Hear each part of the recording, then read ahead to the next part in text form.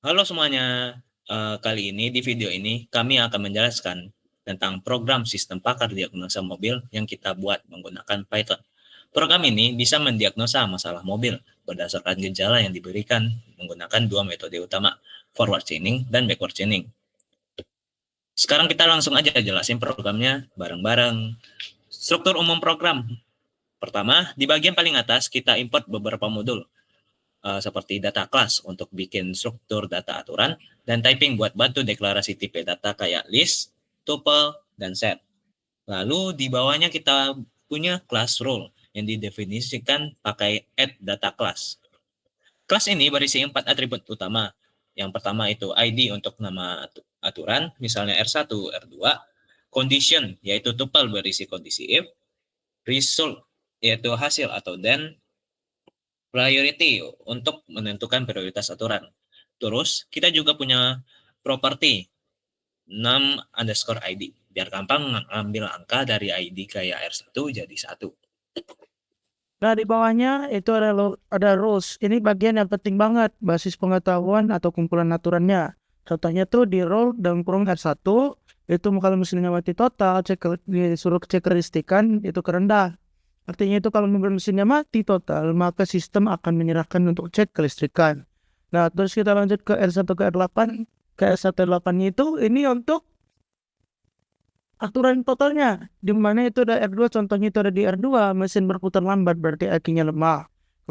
Kalau di contohnya itu di R4, itu kalau akinya lemah, tidak ada karat terminal, berarti harus ganti aki. Kalau di R8, kalau cek kelistrikan dan terjadi kosong, berarti isolasi kelistrikan perlu dicek.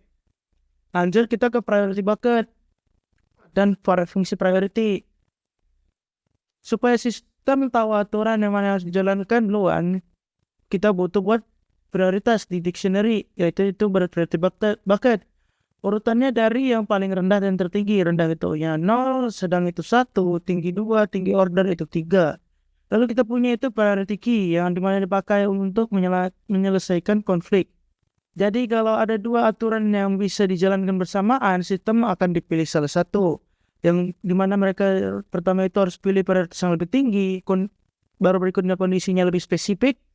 Dan kalau misalnya masih sama di dua-duanya tadi, ID yang paling besar akan dipilih. Baru kita lanjut ke forward chaining-nya untuk fungsi forward chaining. Sekarang kita masuk ke dalam metode yang pertama, itu adalah forward chaining. Di sini sistem mulai dari fakta awal, terus dia cari aturan yang mana semua kondisinya sudah terpenuhi. Kalau cocok, dia akan jalankan aturan itu dan nambahin hasil ke daftar fakta. Proses ini berulang terus sampai nggak ada aturan yang bisa dijalankan lagi. Scroll sedikit lagi ke bawah, kita di log append. Log append ini di sini biar dia bisa aturan mana aja yang ditembak dan fakta apa aja yang berubah. Kalau backward chaining, prosesnya kebalik. Kita mulai dari goal. Misalnya, kita mau tahu apakah benar ganti aki, sistem akan mencari aturan yang menghasilkan ganti aki, yaitu R4. R4 bilang, kalau aki lemah dan tidak ada karat pada terminal, maka ganti aki jadi sistem bakal cobain dua kondisi. Kalau salah satu belum ada fakta di awal, dia akan rekursif, nyari aturan lain yang bisa membuktikan kondisi itu. Misalnya, aki lemah bisa dibuktikan lewat R2, R3, atau R5. Kalau semua kondisi sudah terbukti, maka goal dinyatakan terbukti.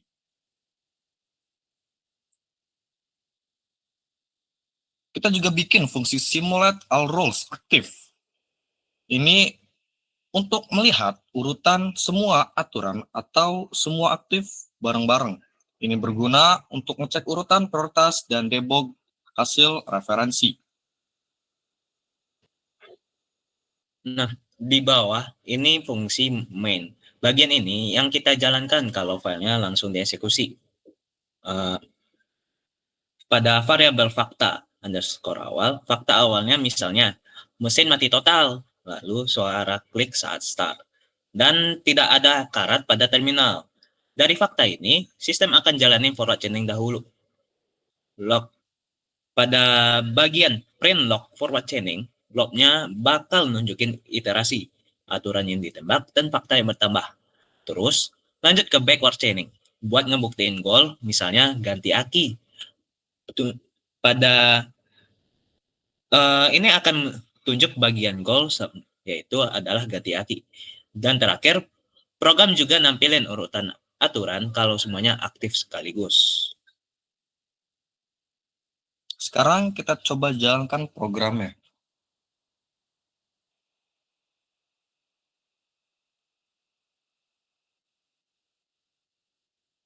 Nah, di sini kelihatan langkah-langkah forward chaining-nya. Pertama, R5 jalan karena ada suara klik. Nambah fakta yaitu aki lemah. Kalau R4 jalan karena aki lemah dan terminal bersih, hasilnya ganti aki. Fakta akhirnya adalah fakta akhir seasonnya yaitu ganti aki. Backward, terus di backward chaining, sistem mulai nyari dari goal yaitu ganti aki. Dia nyari aturan yang bisa membuktikan itu, yaitu R4, dan membuktikannya, dan membuktikan syaratnya satu-satu. Setelah semua terbukti, hasilnya keluar, yaitu ganti aki terbukti via R4.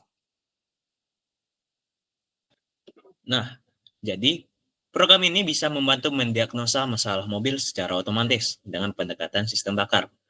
Kalau gejalanya lengkap, sistem bisa menyimpulin penyebabnya secara logis. Sekian penjelasan dari kelompok kami. Terima kasih sudah nonton.